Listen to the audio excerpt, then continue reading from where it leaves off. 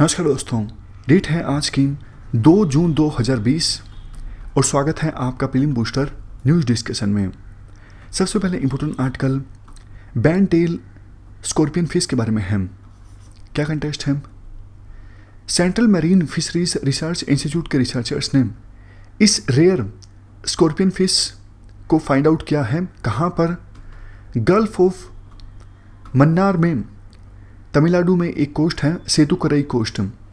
आप मैप देखिए ध्यान से, ये है गल्फ ऑफ मन्नार और यहाँ पे कहीं पे सेतुकरई कोस्ट है।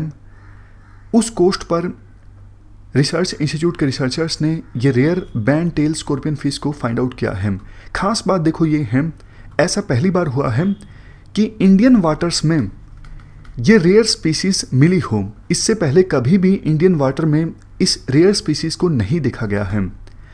हम बात करें इस बैंड टेल स्कॉर्पियन फिश की, इसका साइंटिफिक नेम है स्कॉर्पियनो स्पीसीज नेग्लेक्टा। बैंड टेल स्कॉर्पियन फिश जानी जाती है दो चीज़ों के लिए। एक तो देखो, इस फिश की स्पाइन में यानी रीढ़ की हड्डी में एक जहर होता है जो कि नर्वस सिस्टम को नुकसान पहुंचाता है। यहाँ पर देखो, spine contains neurotoxic venom. Neurotoxic का मतलब जो नर्वस सिस्टम को नुकसान पहुंचाता है। एक ये खास बात है इस फिश की। दूसरी खास बात ये है, अपने आसपास के इन्वायरमेंट के हिसाब से ये मछली जो है अपना कलर चेंज कर लेती है। क्यों? ताकि वो शिकारी जो इस मछली का शिकार करते हैं उनसे बचा जा सके। खास करके देखो, समुद्र में जो सी ग्रास होती है उसके जैसा कलर चेंज कर लेती है ये मछली, ताकि शिकारी को पता ही ना लगे और शिकार बनने से ये मछली बच जाए। अब लास्ट में हम इस रिसर्च इंस्टीट्यूट की भी बात कर लेते हैं जिसके साइंटिस्ट ने गल्फ ऑफ मन्नार में सेतुकरई कोस्ट के पास इस मछली को फाइंड आउट किया है। देखो, पेरेंट ऑर्गेनाइजेशन इस रिसर्च इंस्टीट्यूट की पहले हुआ करती थी ministry of agriculture and farmer welfare, लेकिन बाद में Indian council of agriculture research को ज्वाइन कर लिया गया इस रिसर्च इंस्टीट्यूट के द्वारा 1967 में।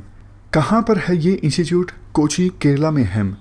ये देखो, काफ़ी important tropical marine fisheries research institute है पूरे वर्ल्ड में। मतलब स्टेटस काफ़ी ज़्यादा हाई है इस रिसर्च इंस्टीट्यूट का। करता क्या है ये central marine fisheries research institute? देखो, हमारे आसपास, मान लीजिए, एक सेकेंड रुकिए, ये इंडिया है। इंडिया के आसपास जो सीज हैं वहाँ पर मछलियों के कितने रिसोर्सेज हैं इसको असेस करना, मछलियों को पकड़ने से संबंधित टेक्नोलॉजी को ट्रांसफ़र करना, ट्रेनिंग देना, कंसल्टेंसी प्रोवाइड करना, इन सभी इश्यूज से संबंधित। इसके अलावा समुद्र में जो भी डाइवर्सिटी है, बायोडाइवर्सिटी की हम बात कर रहे हैं, उसको कंजर्व करने की दिशा में काम करना। और कैसे मैरीकल्चर का मतलब होता है मैरीन ऑर्गेनिजम्स को कल्टीवेट करना खाने के लिए, तो कैसे मैरीकल्चर को प्रमोट किया जा सकता है इस दिशा में भी काम करना। ये सब ऑब्जेक्टिव्स हैं इस रिसर्च इंस्टीट्यूट के। अब देखो, आगे चलने से पहले एक बार एक मैप आप ये दोबारा ध्यान से देख लीजिए। ये है गल्फ ऑफ मन्नार, ये है पाल्क स्ट्रेट, ये पाल्क बे है और यहाँ पर है ये एडम ब्रिज जिसे राम सेतु के नाम से भी जाना जाता है। विश्वास ये किया जाता है कि भगवान राम इसी ब्रिज से होकर श्रीलंका में गए थे, उस समय जिसे लंका के नाम से जाना जाता था। चलते हैं आगे। Next article third defence system के बारे में है। देखो, यूपीएससी 2018 में थर्ड के बारे में सीधा सीधा डायरेक्ट क्वेश्चन पूछ चुकी है। ये यूएस का anti ballistic ground based defence system है। ट्रांसपोर्टेबल है, मतलब एक स्थान से दूसरे स्थान पर आसानी से मूव कर सकता है ये थर्ड डिफेंस सिस्टम। अभी फिलहाल देखो, साउथ कोरिया में थर्ड डिफेंस सिस्टम की प्रेजेंस पर चाइना ने ऑब्जेक्शन रेज किया है। इस थर्ड के बारे में हम और ज़्यादा डिटेल जान लेते हैं। पूरा नाम है terminal high altitude area defence system. कैसे फंक्शन करता है ये थर्ड डिफेंस सिस्टम? देखो, ये स्पेस बेस्ड और ग्राउंड बेस्ड सर्विलेंस सिस्टम के साथ मिल के काम करता है। जैसे ही दुश्मन देश से कोई मिसाइल लॉन्च हुई तो स्पेस में जो सैटेलाइट मौजूद हैं उसके ऊपर इंफ्रारेड सेंसर लगे हुए हैं। इससे इंफॉर्मेशन मिल जाती है अपकमिंग मिसाइल के बारे में, जो दुश्मन देश की अपकमिंग मिसाइल हैं उसके बारे में इंफॉर्मेशन मिल जाती है। तो ये जो ग्राउंड बेस्ड डिफेंस सिस्टम है इसी से इंटरसेप्टर मिसाइल लॉन्च की जाती है और जो अपकमिंग दुश्मन देश की मिसाइल है उसको हाई स्काई में ही मार गिराती है ये इंटरसेप्टर मिसाइल, मतलब ज़मीन तक पहुंचने से पहले ही। 2005 के बाद से ही इस डिफेंस सिस्टम का जो ट्रैक रिकॉर्ड है वो 100% सक्सेस वाला है। किसने इस डिफेंस सिस्टम को डिज़ाइन या फिर मैन्युफैक्चर किया है? देखो, ये anti ballistic missile defence system design और मैन्युफैक्चर किया गया है यूएसए की एक कंपनी लॉकहीड मार्टिन के द्वारा। और देखो, साउथ कोरिया एकमात्र ऐसा देश नहीं है यूएसए के अलावा जहाँ पर यूएसए ने ये डिफेंस सिस्टम डिप्लॉय किया हो। साउथ कोरिया से पहले यूएई, गुआम, इजराइल, रोमानिया, इन सब देशों में भी यूएसए ने इस थर्ड डिफेंस सिस्टम को डिप्लॉय किया था। वैसे साउथ कोरिया में अभी इसलिए किया गया है क्योंकि नॉर्थ कोरिया के जो लीडर हैं किम, उनके नेचर के बारे में आपको पता है, वो बार बार धमकी देते रहते हैं कि हम साउथ कोरिया, यूएसए, जापान, इन देशों पर मिसाइल लॉन्च कर देंगे। तो इसी वजह से साउथ कोरिया में ये थर्ड डिफेंस सिस्टम डिप्लॉय किया गया है। बट चाइना को इससे दिक्कत है। चाइना का ये कहना है नॉर्थ कोरिया तो बहाना है, लेकिन हमको देखते हुए ये साउथ कोरिया में डिफेंस सिस्टम डिप्लॉय किया गया है। ये क्वेश्चन आप बताइए थर्ड के बारे में। 4 ऑप्शंस हैं आपके सामने, बताइए कौन सा ऑप्शन सही है। सिंपल क्वेश्चन है, इस आर्टिकल के डिस्कशन के बाद ये सी सही हो जाएगा। ये अमेरिकन एंटी मिसाइल सिस्टम है। चलते हैं आगे। Next article 5G club D10 के बारे में है। क्या कंटेस्ट है? देखो, चाइना की जो हुआई कंपनी है ये 5G टेक्नोलॉजी के मामले में अभी सबसे आगे है। चाइना की इस हुआई कंपनी के द्वारा विभिन्न देशों में ट्रायल्स कंडक्ट किए जा रहे हैं 5G टेक्नोलॉजी के लिए, नेटवर्क इस्टाब्लिश करने के लिए। लेकिन खास करके कोरोना वायरस से संबंधित महामारी के बाद विभिन्न देश चिंतित हैं। वो चाइना से अपने आप को अलग करना चाहते हैं, चाइना के ऊपर डिपेंड नहीं होना चाहते हैं। तो इस सिचुएशन में यूके ने अभी एक ग्रुप बनाने का प्रपोजल रखा है 5G क्लब D10। D10 का मतलब ये है 10 देश एक साथ आए, अपना खुद का 5G टेक्नोलॉजी संबंधित इंफ्रास्ट्रक्चर इस्टाब्लिश करने के लिए, ताकि चाइना की जो हुआई कंपनी है इसके ऊपर डिपेंडेंस ख़त्म की जा सके। डी का मतलब है यहाँ पर डेमोक्रेटिक। तो यूके ने जो ये प्रपोजल रखा है 5G D10 का, इसमें सभी डेमोक्रेटिक कंट्रीज़ होंगी। साथ तो देखो वो देश होंगे जो G7 के मेंबर हैं। G7 के मेंबर कौन कौन हैं? UK, US, Italy, Germany, France, Japan, Canada. साथ इन देशों के अलावा 3 और देश होंगे। एक ऑस्ट्रेलिया, 8वां देश, 9वां साउथ कोरिया और 10वां इंडिया। तो ये 10 देश मिल के ये ग्रुप बनाएंगे D10, और ये ग्रुप मिल के काम करेगा खुद का 5G संबंधित इंफ्रास्ट्रक्चर इस्टाब्लिश करने के लिए। एम देखो ये है, इन 10 मेंबर स्टेट्स में जो एग्जिस्टिंग टेलीकम्युनिकेशन की कंपनीज हैं, जैसे हमारे देश में जियो है और एयरटेल है, इन कंपनीज में इन्वेस्टमेंट को चैनलाइज किया जा सके, ताकि ये कंपनीज अपना खुद का 5G इंफ्रास्ट्रक्चर इस्टाब्लिश करें। इस ग्रुप का एम ये भी है 5G इक्विपमेंट्स के लिए अल्टरनेटिव सप्लायर्स क्रिएट करना। अभी तो देखो विभिन्न देशों की जो कंपनीज हैं वो हुआई पे डिपेंडेंट हैं 5G इक्विपमेंट्स की सप्लाई के लिए, लेकिन ग्रुप अल्टरनेटिव सप्लायर्स क्रिएट करने की कोशिश करेगा। जैसा हमने पहले डिस्कस किया, मकसद यही है चाइना के ऊपर डिपेंडेंस को ख़त्म किया जा सके। वैसे देखो ब्रिटेन ने पहले अलाउ कर दिया था चाइना की हुआई कंपनी को कि आप हमारे देश में 5G नेटवर्क इस्टाब्लिश करने के लिए जो इंफ्रास्ट्रक्चर चाहिए उसका 35% क्रिएट कर सकते हो। लेकिन अब रिलेशंस खराब हो गए हैं ब्रिटेन और चाइना के, तो ब्रिटेन के प्रधानमंत्री बोरिस जॉनसन ने ये आदेश दिया है ब्रिटेन के ऑफिशियल्स को कि आप प्लान ड्रा कीजिए ताकि 2023 से पहले हुआई को ब्रिटेन से 5G संबंधित इंफ्रास्ट्रक्चर से बाहर का रास्ता दिखाया जा सके।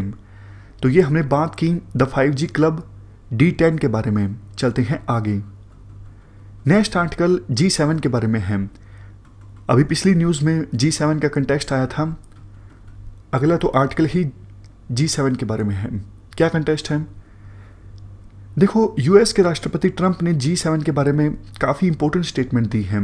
यूएसए के राष्ट्रपति ने कहा है ये G7 जो ग्रुप है आज के समय में इररिलेवेंट हो चुका है, ज़्यादा इंपॉर्टेंट ये ग्रुप नहीं है, इसलिए इस ग्रुप को एक्सपेंड किया जाए, कुछ और देश इंक्लूड किए जाएं इस G7 में और नाम भी चेंज कर दिया जाए। India, Russia, South Korea, Australia, इन देशों के बारे में सजेशन दिया जाता है ट्रंप के द्वारा कि आप इन देशों को इस ग्रुप में ऐड कर दीजिए। हम बात करें इस ग्रुप की, ये देखो इस्टेब्लिश हुआ था 1975 में। ये इंटर गवर्नमेंटल ऑर्गेनाइजेशन है। उस समय जो टॉप की इकोनॉमीज थी उन्होंने मिलकर ये इनफॉर्मल ग्रुप बनाया था वर्ल्ड इश्यूज़ को डिस्कस करने के लिए। अभी फ़िलहाल G7 के ये मेंबर हैं Canada, France, Germany, Italy, Japan, UK, US। शुरू में देखो इस ग्रुप में सिर्फ USA और USA के एलाई कंट्रीज़ शामिल थे और इकोनॉमिक इश्यूज़ को मेनली डिस्कस किया जाता था। लेकिन आज के समय में इस ग्रुप के द्वारा financial crisis, terrorism, arms control, drug trafficking, ये सब इश्यूज़ भी डिस्कस किए जाते हैं। वैसे देखो इस ग्रुप का कोई फॉर्मल कॉन्स्टिट्यूशन या फिर फिक्स्ड हेडक्वार्टर नहीं है। जो मेंबर कंट्रीज़ हैं उन देशों में रोटेशन बेसिस पर इस ग्रुप का एनुअल समिट ऑर्गेनाइज होता रहता है और ग्रुप के समिट में जो डिसीजन लिए जाते हैं वो बाइंडिंग नहीं होते मेंबर कंट्रीज़ के ऊपर। मर्जी होती है कि समिट में जो डिसीजन लिए गए हैं उनको माना जाए या फिर ना माना जाए।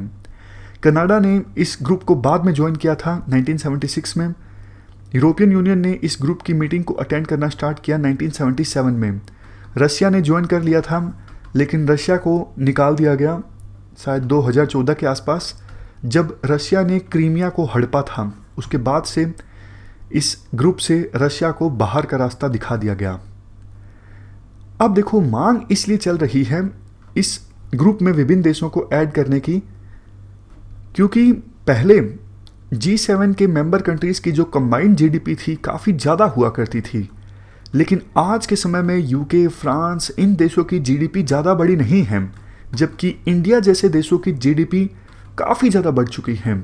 इसलिए ये मांग उठती है कि इस ग्रुप को एक्सपेंड किया जाए। Next article G7 artificial intelligence group के बारे में है। क्या कंटेक्स्ट है? USA ने इस आर्टिफिशियल इंटेलिजेंस ग्रुप को ज्वाइन कर लिया है। G7 का जो आर्टिफिशियल इंटेलिजेंस ग्रुप है इसका काम देखो ये है आर्टिफिशियल इंटेलिजेंस का यूज़ कैसे हो इस संदर्भ में एथिकल गाइडलाइंस को सेट करना। पहले देखो ट्रंप एडमिनिस्ट्रेशन ने इस आइडिया को रिजेक्ट कर दिया था, लेकिन अब USA ने इस G7 आर्टिफिशियल इंटेलिजेंस ग्रुप को ज्वाइन कर लिया है। मैं फिर से बोलता हूँ किस उद्देश्य के साथ इस ग्रुप का निर्माण किया गया है। देखो आर्टिफिशियल इंटेलिजेंस काफ़ी तेज़ी से डेवलप हो रही है, इवोल्व हो रही है। आर्टिफिशियल इंटेलिजेंस को दोनों टाइप के पर्पजेस के लिए भी इस्तेमाल किया जा सकता है। ह्यूमन बींग्स की लाइफ को सुविधाजनक बनाने के लिए, कन्वीनियंस के लिए, या फिर डिस्ट्रक्शन के लिए। तो आर्टिफिशियल इंटेलिजेंस का इस्तेमाल हो किस प्रकार से एथिकली, यही गाइडलाइंस फॉर्मुलेट करने के लिए इस ग्रुप का निर्माण किया गया है। गाइडलाइंस ऐसी होंगी जिसमें human rights, inclusion, diversity, innovation, economic growth, इन सब इश्यूज़ को ध्यान में रखा जाएगा। रिसेंटली G7 मेंबर कंट्रीज़ के टेक्नोलॉजी मिनिस्टर्स की आपस में वर्चुअल मीटिंग ऑर्गेनाइज हुई थी। तब G7 global partnership on artificial intelligence को लॉन्च किया गया था। तो देखो हमारी आज की डिस्कशन में इतना ही है। लास्ट में अब हम जल्दी से रिवाइज कर लेते हैं। 5 स्टेटमेंट्स हैं, इन 5 स्टेटमेंट्स को आप ध्यान से पढ़ लीजिए। पहली statement band tail scorpion fish के बारे में है। बिल्कुल ठीक लिखा हुआ है इस फिश के बारे में। सी ग्रास से मिलती जुलता जो कलर है वो अपना लेती है ये मछली ताकि शिकारियों से बच सके, और इस मछली को जाना जाता है स्पाइंस में जहर के कारण। जहर जो होता है काफ़ी स्ट्रॉन्ग होता है, इस मछली के स्पाइन में होता है, रीढ़ की हड्डी में। तो ये स्टेटमेंट बिल्कुल ठीक है। थार डिफेंस सिस्टम, ये इजरायली रडार सिस्टम है? नहीं, अमेरिका का anti ballistic missile defence system है। G7 ये इंटर गवर्नमेंटल ऑर्गेनाइजेशन है जो फॉर्म हुआ था कब? 1975 में, और ये सब G7 के मेंबर कंट्रीज हैं। बताइए, ध्यान से देखिए इस स्टेटमेंट को और बताइए स्टेटमेंट सही है या गलत है। देखो ये स्टेटमेंट गलत है क्योंकि चाइना मेंबर नहीं है G7 का।